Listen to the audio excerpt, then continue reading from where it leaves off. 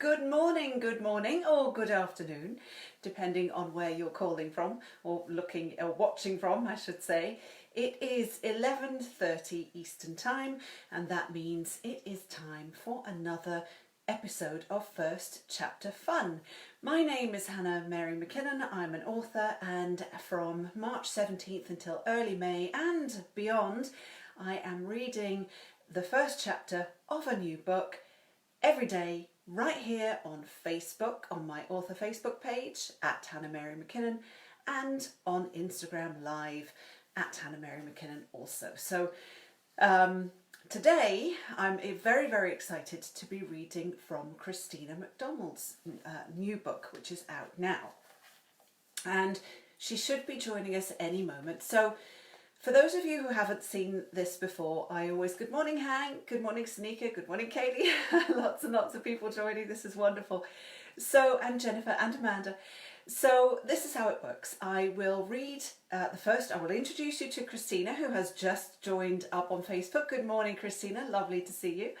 And so I'll introduce Christina, I'll introduce her book, and I will read the first chapter. As always, I will post this video, I will save it to Facebook, I will share it on Instagram as well, and then you will be able to leave, or you can already now, leave questions and comments for Christina so she can answer them for you. Ask her all about her writing, ask her where she gets her ideas from, or what's coming next, or just tell her you absolutely love her books. We always like to hear that, authors love to hear that. So, without more babble from me, because we don't need any of that. So first of all, let me ask you how you're doing. How is everyone? It's a very gloomy day here in Oakville. It's rainy, it's overcast, but oh well, you know, we're not really supposed to be going out anyway. So I guess it's an ideal day to check out this new book, or if you haven't read it, or check out any of Christina's books that I will introduce you to. So I hope you're all fine and keeping well amid this pandemic. It's weird how things have started to feel normal. It's very strange. Anyway, good morning Dale, good morning Jeanette and Natalie. And we have Bex as well down on Instagram. This is lovely. Okay, I'm going to stop babbling and I'm going to introduce you to Christina McDonald's Behind Every Lie. There we go. Take that one in. Isn't that great? I love the way that broken glass, and it's a great cover. It's a fantastic cover. It's brilliant.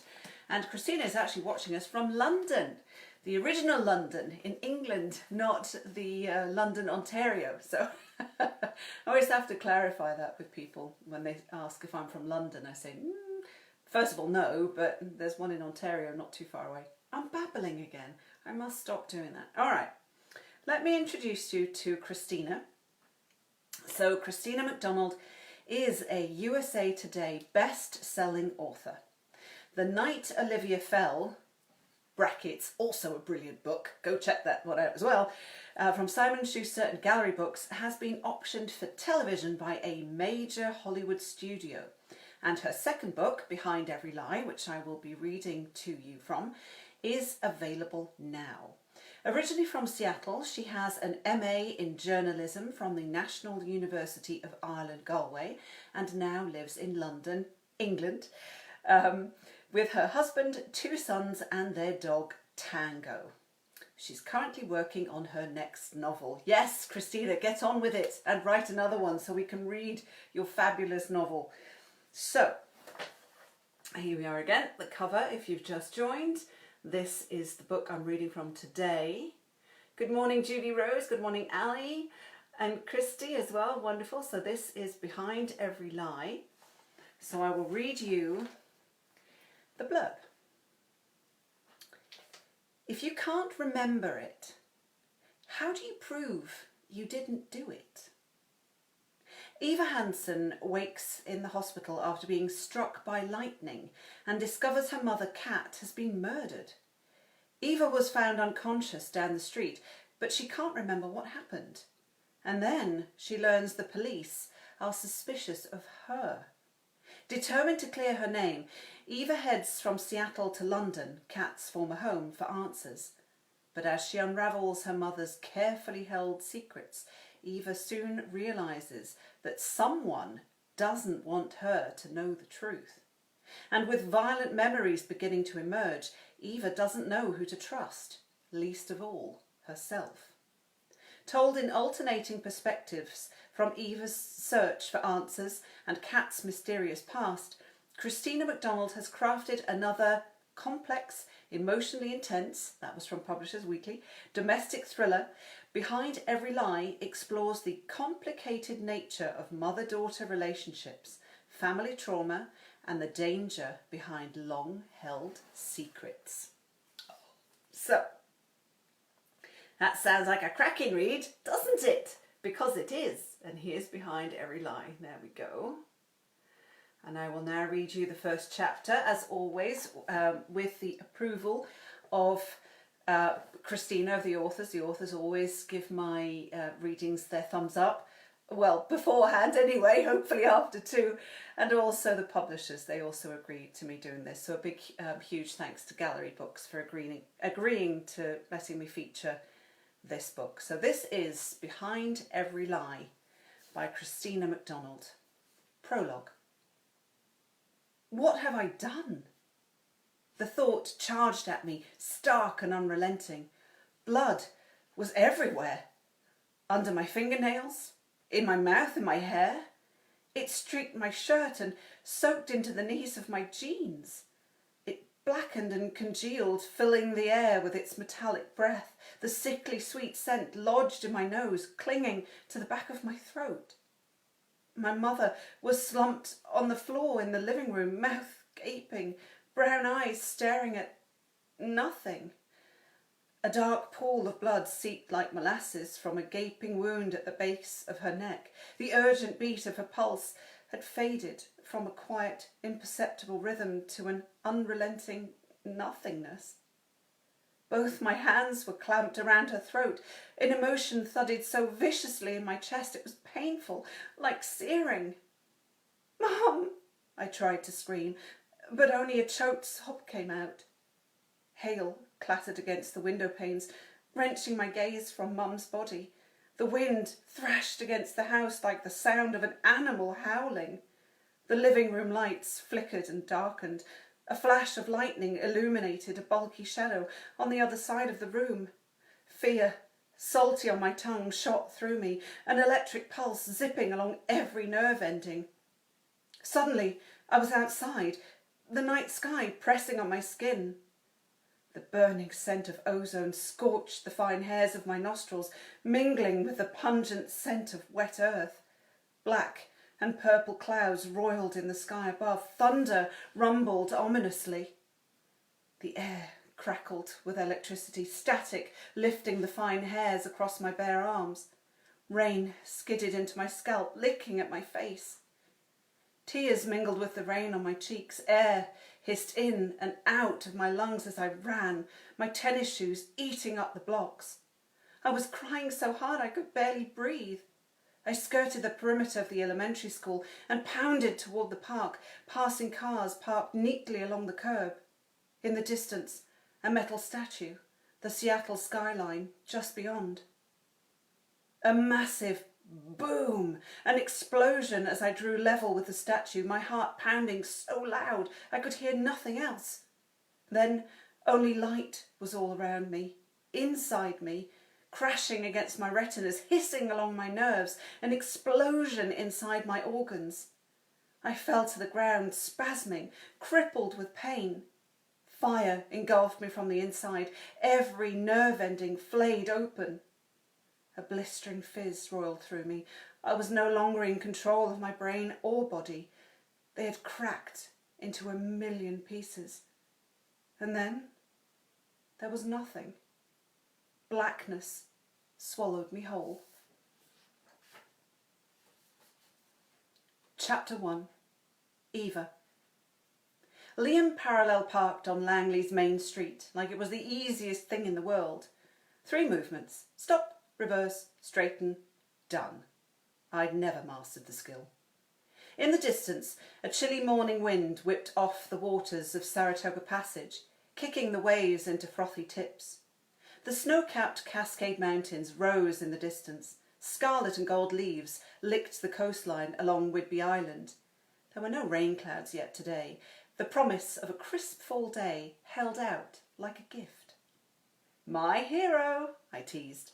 "I just need to get you a little black hat and you can be my chauffeur." Liam reached into the back seat and grabbed one of the black baseball hats his builders wore. He put it on and grinned. "Your wish is my command, my lady." He brushed his lips against mine, pulling me tight against him so I smelled the lush, expensive sandalwood and citrus scent he wore. "I'm only going to work," I smiled against his lips. "I know, but I want more of you, Eva Elizabeth Hanson." His blue eyes danced as he slid his hands lower down my back. I laughed and pulled the baseball hat off, running a hand through his hair. It was still thick and sandy blonde, not a strand of grey, even though he was more than 10 years older than me. "Are you working in Seattle today?" Liam was a successful property developer with offices in Seattle and here on Whidbey Island. He spent most days in meetings, elbow deep in paperwork, or driving to and from property sites. "No, I'm here. I have a meeting in an hour, but I'll be at our new site over Greenbank after that. My builder's got the structures up for the new strip mall, so I need to take a look at it before the inspector comes by later this week." I raised my eyebrows. "That was fast. I thought you said you didn't have the building permit yet." Liam shrugged. "It's just technicality. I know they'll approve it. Just sometimes the bureaucracy takes time to wade through." He straightened his navy tie and glanced at his watch. "Don't worry, I'll be here to pick you up after work." "I have that dinner with my mum and brother tonight, remember?" "I thought we were going to that Thai place you love over in Coopville." Liam said it in that way he had, a statement, not a question. "No, that's tomorrow." I hesitated, suddenly unsure of myself. "Right?" Liam showed me the calendar on his phone. "It's today." "Oh, God, I'm so sorry." I clapped a hand over my mouth. "I totally messed up. Remember I told you my mum won the Seattle Medal of Courage? Andrew organised this dinner to celebrate." I bit my lip. "Should I cancel? Maybe I should cancel." "No, it's done now. You should go. You wouldn't want to disappoint them." "I'm sorry." "Why don't I go with you?" His face was expectant, hopeful. I froze. It'll be boring," I said carefully. "Besides, my family is weird." He laughed. "Aren't all families weird?" Liam knew better than most how weird families could be. He'd grown up so poor his dad kicked him out at 16, telling him he needed to fend for himself. I was sure that sort of rejection would have laid me flat on my face, but it didn't seem to bother Liam. He said it had just made him strive harder to succeed. "I'll introduce you soon, I promise." I looked at the time on my phone. "I'll see you at home later, okay?" I loved saying that. Home. After dating for a year and a half, I'd finally moved into Liam's house. My princess-cut diamond ring winked in the morning light. Slowly but surely, my life was coming together. A large part of that was thanks to Liam. I leaned across the console and kissed him goodbye before getting out. "Love you." "Love you most." I headed up Langley's main street, a charming combination of antique shops, independent bookstores, eclectic boutiques and art galleries. Town was quiet, the tourists gone now that fall was here. I hunched in my green corduroy coat, my ankle boots clicking sharply against the pavement. My neck suddenly prickled, the feeling of someone's eyes on me heavy and hot. Something moved in my peripheral vision. I swung around to look, but there was nobody there. The American flag on the tavern at the end of the road flapped in the wind. Across the road, an elderly couple walked hand in hand along the sidewalk. I scanned the road, the familiar feeling crawling over my body. I closed my eyes and breathed in. Nobody was there. Nobody was ever there. I scuttled down the quiet lane to the Crafted Artisan, the art gallery where I rented space to paint the clay pottery I made at home, mostly dishware, pots and vases. My favourites were the special requests from customers who stopped by the gallery with a piece in mind. The bell over the door dinged as I entered. The gallery was small but brightly lit, with glossy white paint, black tiled floors and varnished redwood accents. A wall of floor-to-ceiling metal shelves holding colourful ceramics lined one wall. Another featured a collection of glass mosaic works. The owner, Melissa, was standing in the middle of the gallery. She held a dark green vase that looked like it had been broken, an intricate web of gold beads filling the cracks. Her blue-black curls were wild around her round face, dark eyes winged with black eyeliner and coated in mascara, a slash of red lipstick on her mouth. "What's that?" I asked, slipping my coat off and stuffing it under the cash register desk. "I met a woman on the beach in San Diego this summer and we got to talking. Turns out she's an artist. She makes the most beautiful pieces, so I offered to display her work." I smiled. Melissa was one of those uber-friendly types, like a hairdresser or one of those women in the makeup department at Macy's. Someone people told their secrets without meaning to. She liked people, and they liked her. She'd become a good friend since I'd moved to the island, even if I still couldn't bring myself to tell her the whole truth about my past. "Look at the detail. She wrapped each broken piece in fabric, then used gold beads to patchwork the pieces together. It's based on kintsugi." "What's that?" "It's a Japanese art. The artist fixes broken pottery by filling the cracks with golds. Usually they use epoxy to glue the pieces together. It's meant to highlight the damage instead of hiding it." I lifted the vase from her hands and turned it over. "It's beautiful. Oh, by the way," she reached over behind the cash register. "You got mail." She handed me a flyer for an art exhibit happening in Seattle in the spring. I glanced at it and dropped it in the garbage. Melissa shook her head, one hand on her hip. "Why'd you do that?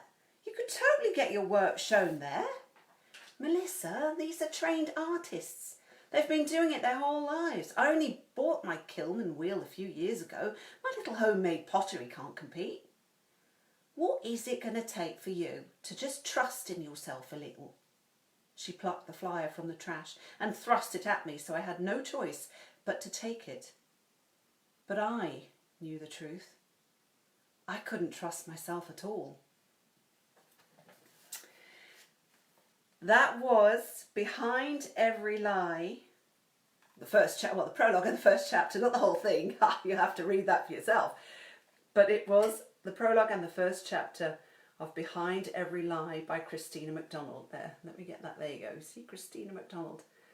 Wonderful. So I hope you enjoyed that. That was a really fun prologue and chapter to read. Very different. The prologue, very intense, and then, phew, a bit more relaxed, the first chapter. So I hope you enjoyed that. Tomorrow, let me tell you a little bit. Again, if you've only just joined, Christina has been, she's been on both Instagram and Facebook. I see the comments coming up, which is great. So ask her anything about the book. This will be saved to Instagram. This will be saved to Facebook.